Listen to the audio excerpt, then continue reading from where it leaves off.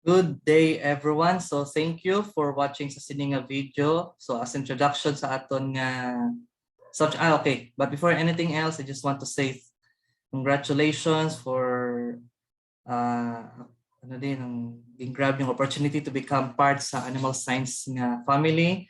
And one of the major subjects na inyo ma-encounter is animal breeding and improvement or AAS 107 sa sining majoring ninyo. So, as an introduction, I will be your instructor for this subject, Dr. Wilfredo Andico Jr. And the prerequisites sa sining subject, hopefully you pass the Animal Nutrition, AS 104, and Principles of Genetics. So the course description it deals with the study of genes, genetic composition of animals, and kinds of breeding techniques and principles of selection in animal production.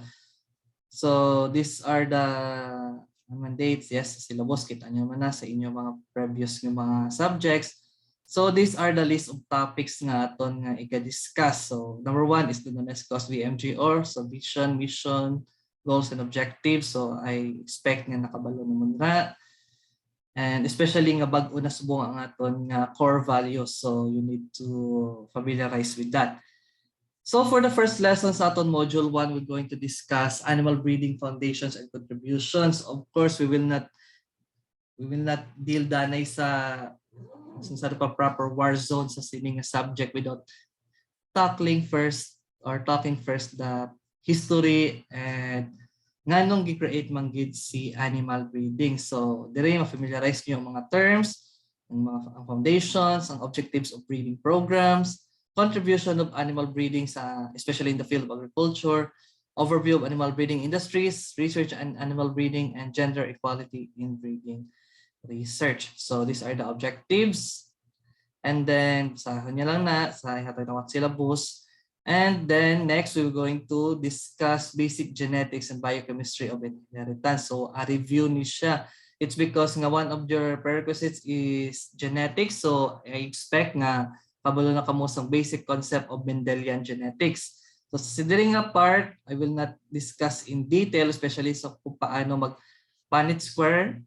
So expected nga kabalo naman na. Pero ang isa sa aton nga i-discuss further, especially nga applicable sa animal breeding, is the pedigree analysis.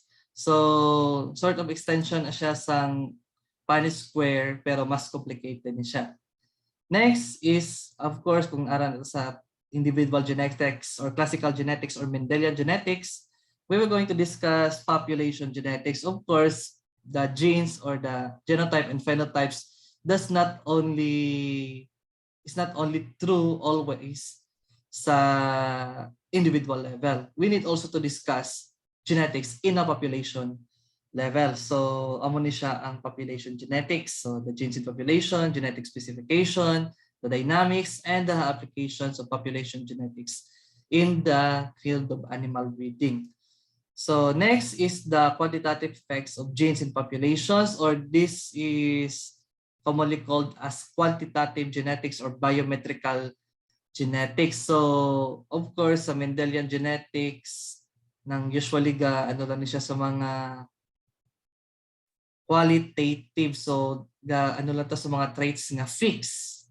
How about sa atong mga traits nga numerical or in quantity? So diri naton i-discuss sa quantitative genetics because not all genes has a specific or fixed na gid nga traits. So may ara man nga ga-differ siya in quantity. So amo na siya ang i-discuss naton diri sa module 1. So next in module 2, of course, discuss na natin ang fundamental principles of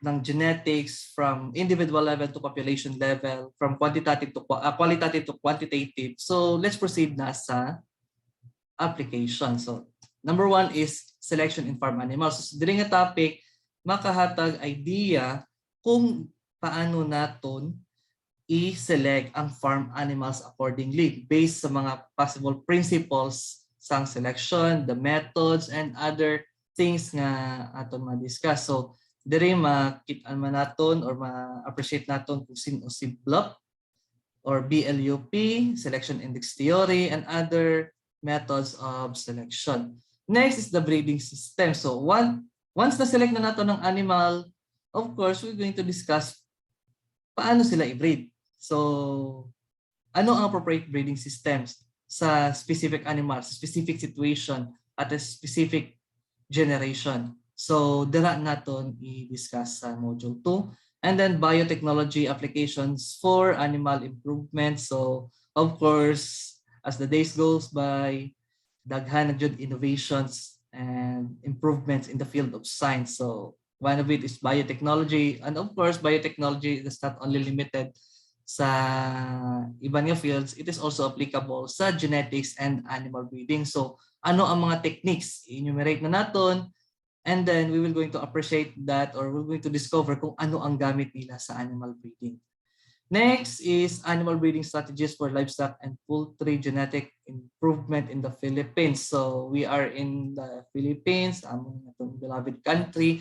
So ano ang mga usual ng mga strategies ang required or ang necessary na pwede natin ma-apply when we are in our professional life na someday. Of course, we're not going to study or we're going not to focus sa mga techniques sa iba nga countries, but of course, ma-focus na kung ano applicable sa ating country. Kay syempre, nang may specific man tanga environment, may specific man tanga climate, so that factor pa lang ga-affect na siya kung paano naton i-breed ang aton nga animals in order to produce a quality and productive animal nga according sa iya mismo nga purpose. Next is the conservation, or the last topic, conservation and use of domestic animal genetic resources. So of course, tungod sa mga technological advances naton, daghan na kayong mga possible preservation methods or conservation methods sa mga genes ng animals. So that is the last topic. We're going to appreciate that. And then for the assessment, of course, amo ni siyang aton nga ng breakdown sa pag-grading sa aton. And then sa inyong modules, makita-an man ninyo dito kung paano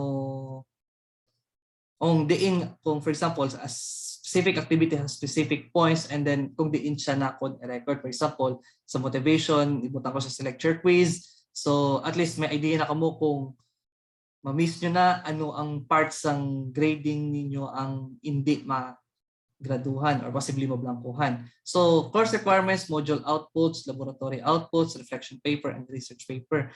And hopefully, kaluyan makalimited face-to-face na ta, so it will include possible face-to-face examination. So these are the references, and our main reference is Bondok, animal breeding. Kung siyang aton nga main references ini nga subject. So mahatag ako ni isang photocopies ng aning libro. So thank you for listening, and hopefully excited ka mo sa sining topic. And then if may mga questions ka mo or gusto niyo na ma-clarify before ta mag-start sa atong topics, pwede niyo man ma-answer sa comment section sa sining page or sa akong channel or sa sining video. So I will be happy to answer it. So thank you and God bless.